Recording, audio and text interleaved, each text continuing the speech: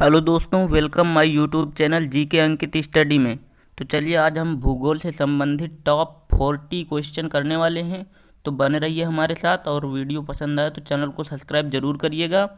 तो बिना देरी किए हुए चलिए आज पहले क्वेश्चन की शुरुआत करते हैं। तो ये रहा हमारा आज का पहला क्वेश्चन।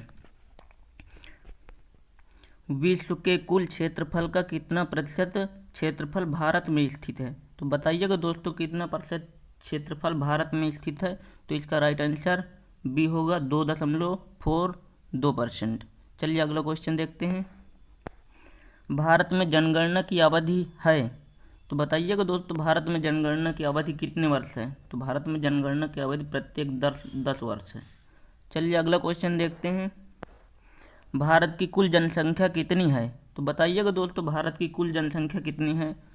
तो भारत की कुल जनसंख्या 2011 के अनुसार 121.08 करोड़ थी। चलिए अगला क्वेश्चन देखते हैं। भारत की सबसे बड़ी जनजाति है, भारत की सबसे बड़ी जनजाति बताइएगा दोस्तों क्या है? भारत की सबसे बड़ी जनजाति गोंड जनजाति है। चलिए अगला क्वेश्चन देखते हैं। विश्व की कुल जनसंख्या का कितना प्रतिशत जनसंख्या भारत में निवास करती है? तो बताइएगा दोस्तों भारत में कितने परसेंट विश्व की जनसंख्या का भारत में कितना निवेश करती है? तो ये 17.5% होगा और क्षेत्रफल 2.42% था। चलिए अगला क्वेश्चन देखते हैं। भारत का कुल क्षेत्रफल कितना है? भारत का कुल क्षेत्रफल कितना है बताइएगा दोस्तों? 32,87,263 वर्ग किलोमीटर। तो इसका राइट आंसर बी होगा। चलिए अगला क्वेश्चन देखते हैं।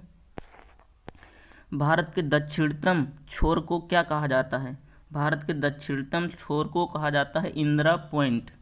चलिए अगला क्वेश्चन देखते हैं। भारत की कुल स्थलीय सीमा की लंबाई कितनी है? भारत की कुल स्थलीय सीमा की लंबाई कितनी है? तो 15,200 किलोमीटर है। चलिए अगला क्वेश्चन देखते हैं। भारत की कुल समुद्र तटीय रेखा या सीमा की लंबाई कितनी है? तो ये 7516.5 किलोमीटर है। 7516.5 किलोमीटर। चलिए अगला क्वेश्चन देखते हैं। भारत की मुख्य भूमि से लगे समुद्र तटीय रेखा की लंबाई कितनी है? जो समुद्र तट से लगे हैं उनकी लंबाई कितनी है? तो बताइएगा दोस्तों कितनी है? तो वो है 75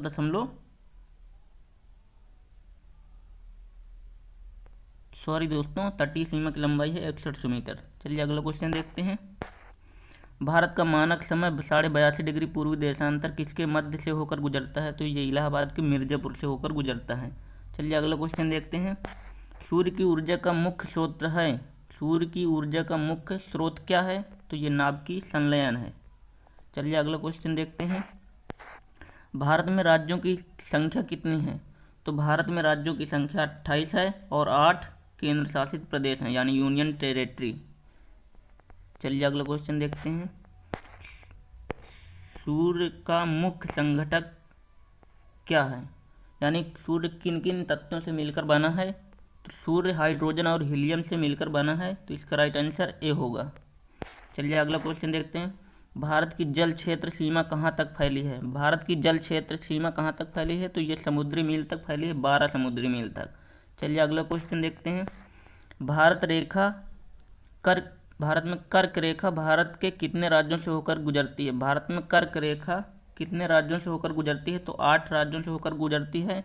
तो इसकी एक ट्रिक भी है, मित्र पर गमछा झार, मित्र पर गमछा झार 8 राज्यों से होकर गुजरती है। चलिए अगला क्वेश्चन देखते हैं।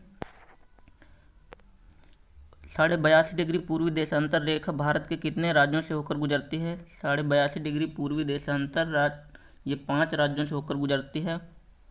चलिए अगला क्वेश्चन देखते हैं। सूर्य का दीप्तिमान सतह क्या कहलाता है? सूर्य का दीप्तिमान सतह प्रकाश मंडल कहलाता है। चलिए अगला क्वेश्चन देखते हैं। पृथ्वी के सबसे निकट स्थित ग्रह है, पृथ्वी के सबसे निकट स्थित ग्रह शुक्र है दोस्तों। चलिए अगला क्वेश्चन देखते हैं। सबसे प्राचीन पर्वत किसे माना जाता है? सबसे प्राचीन पर्वत अरावली पर्वत है जो राजस्थान में है। और सबसे नवीन पूछा जाए तो हिमालय पर्वत है। चलिए अगला क्वेश्चन देखते हैं। सबसे नवीन पर्वत किसे माना जाता है? सबसे नवीन पर्वत हिमालय पर्वत को माना जाता है। सबसे नवीन पर्वत हिमालय पर्वत को माना जाता है। चलिए अगला क्वेश्चन देखते हैं। भारत के किस राज्य का प्राचीन नाम नेफा था? भारत के किस राज्य का प्राचीन नाम नेफा था? तो ये अरुणाचल प्रदेश का नाम था जो भारत का सबसे पूर्वी राज्य है। चलिए अगला क्वेश्चन देखते हैं। भारत की प्रथम जनगणना की शुरुआत लॉर्ड मेयो के शासनकाल में किस वर्ष हुई थी? तो लॉर्ड मेयो के शासनकाल में 1872 में हुई थी और लॉर्ड रिपन के समय में 1881 से नियमित जनगणना शुरू हुई है। चलिए अगला क्वेश्चन देखते हैं। सबसे गर्म एवं चमकीला ग्रह कौन सा है? सबसे गर्म एवं चमकीला ग्रह कौन सा है? तो ये शुक्र ग्रह है सबसे गर्म, और इसे भोर का तारा, सांझ का तारा भी कहते हैं। चलिए अगला क्वेश्चन देखते हैं। सूर्य के सबसे निकट स्थित ग्रह है, सूर्य के सबसे निकट स्थित ग्रह है बुध। तो दूरी क्रम है बुध, शुक्र, पृथ्वी, मंगल, बृहस्पति, शनि। चलिए अगला क्वेश्चन देखते हैं। सर्वाधिक उपग्रहों वाला ग्रह है, सर्वाधिक उपग्रहों वाला ग्रह है, बताइएगा दोस्तों सर्वाधिक उपग्रह किसके हैं? तो बृहस्पति के सर्वाधिक उपग्रह हैं। चलिए अगला क्वेश्चन देखते हैं। भारत की प्रथम नियमित जनगणना 1981 में किसके शासनकाल में हुई थी? तो नियमित जनगणना लॉर्ड रिपन के समय में हुई थी और 1872 में लॉर्ड मेयो के समय में हुई थी। चलिए अगला क्वेश्चन देखते हैं।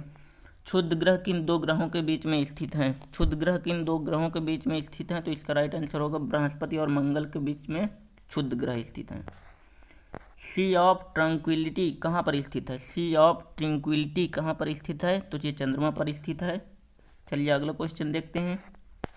बिना उपग्रहों वाला ग्रह है, बिना उपग्रहों वाला दो ग्रह हैं जो बुध और शुक्र का कोई उपग्रह नहीं है, बुध और शुक्र का कोई उपग्रह नहीं है। भोर का तारा और सांझ का तारा किसे कहते हैं? तो भोर का तारा और सांझ का तारा शुक्र ग्रह को कहते हैं। चलिए अगला क्वेश्चन देखते हैं। सबसे बड़ा उपग्रह है, तो सबसे बड़ा उपग्रह गनीमेड है जो शनि का उपग्रह है। चलिए अगला क्वेश्चन देखते हैं। जनगणना का महाविभाजक वर्ष कहते हैं, जनगणना का महाविभाजक वर्ष कहते हैं, जनगणना का महाविभाजक वर्ष 1921 को कहते हैं। सौरमंडल का सबसे बड़ा एवं भारी ग्रह है, सौरमंडल का सबसे बड़ा एवं भारी ग्रह है बृहस्पति। इसका राइट आंसर ए होगा। विश्व जनसंख्या दिवस कब मनाया जाता है? विश्व जनसंख्या दिवस 11 जुलाई को मनाया जाता है। चलिए अगला क्वेश्चन देखते हैं। जनसंख्या का अध्ययन क्या कहलाता है? जनसंख्या का अध्ययन क्या कहलाता है? डेमोग्राफी कहलाता है। चलिए अगला क्वेश्चन देखते हैं। भारत का कुल जनसंख्या घनत्व प्रति वर्ग किलोमीटर कितना है? भारत का कुल जनसंख्या घनत्व प्रति वर्ग किलोमीटर कितना है? तो 382 व्यक्ति प्रति वर्ग किलोमीटर है। चलिए अगला क्वेश्चन देखते हैं। पृथ्वी के विपरीत दिशा में घूमने वाला ग्रह है, पृथ्वी के विपरीत दिशा में घूमता है अरुण और शुक्र। पृथ्वी के विपरीत दिशा में घूमने वाले ग्रह हैं अरुण और शुक्र। चलिए अगला क्वेश्चन देखते हैं। भू स्थिर उपग्रह की ऊंचाई कितनी है? भू स्थित उपग्रह की ऊंचाई कितनी है? तो ये 36,000 किलोमीटर है भू स्थित उपग्रह की ऊंचाई। चंद्रमा किस ग्रह का एकमात्र उपग्रह है? चंद्रमा किस ग्रह का मात्र एक उपग्रह है? तो पृथ्वी का मात्र एक उपग्रह चंद्रमा है। भारत का कुल लिंगानुपात प्रति 1000 पुरुष में कितना है?